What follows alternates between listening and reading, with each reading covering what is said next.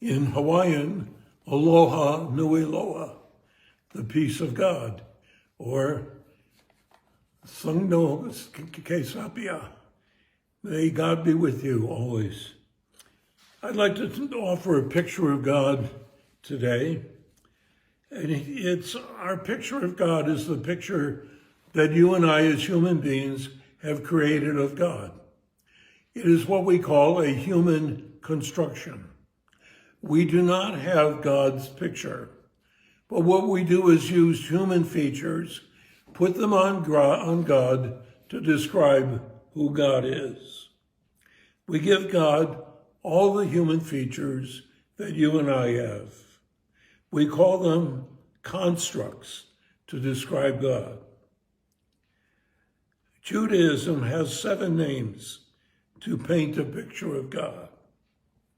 For example, most of all, God is spirit. We project human characteristics on a divine God who is spirit because we can't do otherwise. So we give God a human description. For example, we say God is male. We give God gender. We give God a home. He lives in a place called heaven, somewhere up in the sky, a place we hope will be our eternal reward. He also talks about hell, a place down below, of punishment, damnation, eternal fire. God has a voice.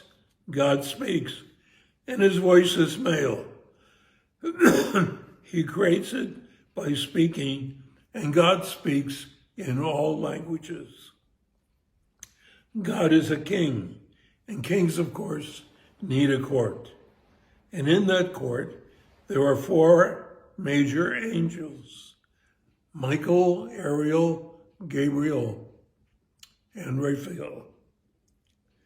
There are 9 choirs of angels. A king should always have a court. And in that court are the choirs of angels, from sopranos to bass to children, who sing and entertain.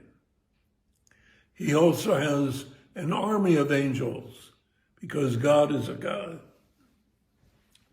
God is presented in male gender, and he's given 7 names, and each has a name, has a role. God's world is eternity. It has no limits, no borders, no exact location.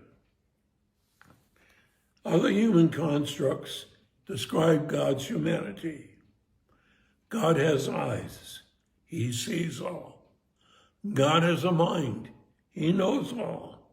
He knows not only what happens, but past, present, and future. God's eyes see all that takes place in the universe, and he does this all at once. God has ears to hear. He always hears from all people. That's why we pray to God. God's ear is open to our prayers. God is almighty. He can do anything. He is the strength of the world. God has a full emotional life, and we find this in sacred scripture.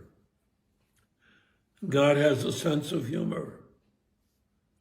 God has tears, but God also laughs. There's sadness when God is disappointed with humans.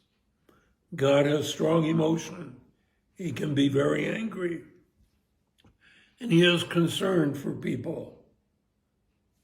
God offers protection. During the Exodus, the people of Israel leaving Egypt, the heat of the day and the darkness of the night, God took care of this. What he did is there was fire by night to give light so people knew where they were going, and a cloud by day to keep their day cool. God is very much concerned about moral evil. and some describe it as bad things in God's nose. God's hand protects us. God's finger directs us. God holds us in the palm of his hand and holds us close to his heart. What then is your picture of God?